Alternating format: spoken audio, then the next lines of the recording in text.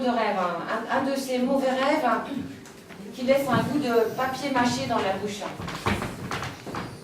Pâteuse. Et toute la journée, on a l'impression d'avoir vraiment vécu ce rêve. Vous avez déjà eu de ce genre de rêve, hein? Voilà. Ben, c'est un rêve comme ça. Alors mon rêve, c'est une table. Enfin, c'est sur une table.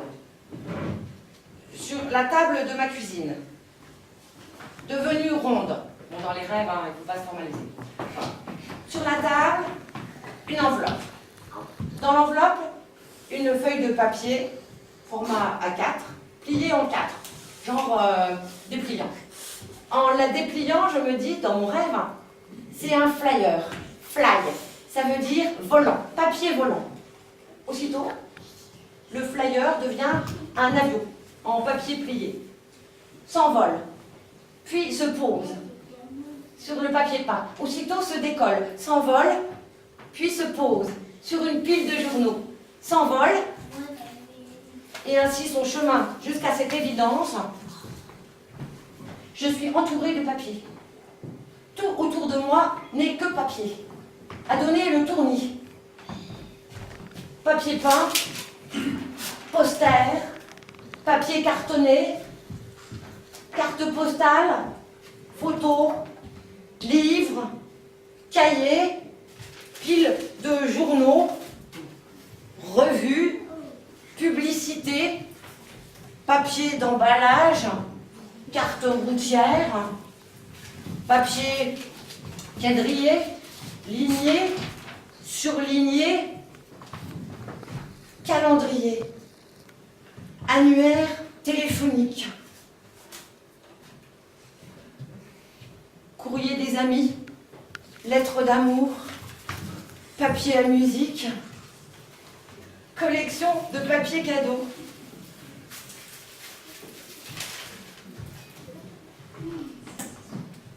Pile de paperasserie, facture à payer, programme télé, programme culturel, programme.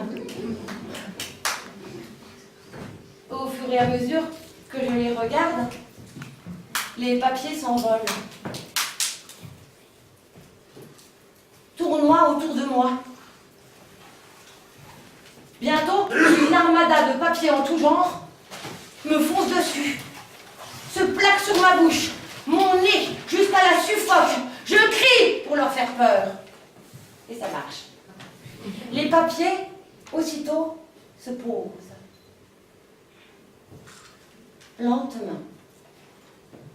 Doucement. En rang. Pile et liasse incongrues. Papier brillant de Noël, côtoie feuille d'impôt, côtoie billet de train. Je trouve que c'est joli. Mais pas trop d'apprécier le spectacle. Une idée fixe s'insinue dans ma tête. Il me manque un papier. Il me le faut. Mon cauchemar se poursuit. Je le cherche partout. Je ne sais pas de quel papier il s'agit. Mais je sais que je dois à tout prix le retrouver. Comme si toute ma vie en dépendait. Les piles ont grandi, poussés comme des poireaux, des tours de 5 mètres de haut. Où chercher? Désespérance, d'autant plus que je ne sais pas ce que je cherche, mais je cherche partout, de la cave au grenier. Je cherche pendant toute la nuit qui n'en finit pas d'être noire. Je n'ose pas allumer de peur que les papiers s'enflamment. Dans le noir, je me cogne à quelqu'un qui me crie « Cherche dans le paradoxe !» Paradoxe. Le quelqu'un aussitôt disparaît. Les papiers s'envolent. Le mot paradoxe écrit dessus. Je veux m'en saisir, je tombe dans le vide. Souffle coupé.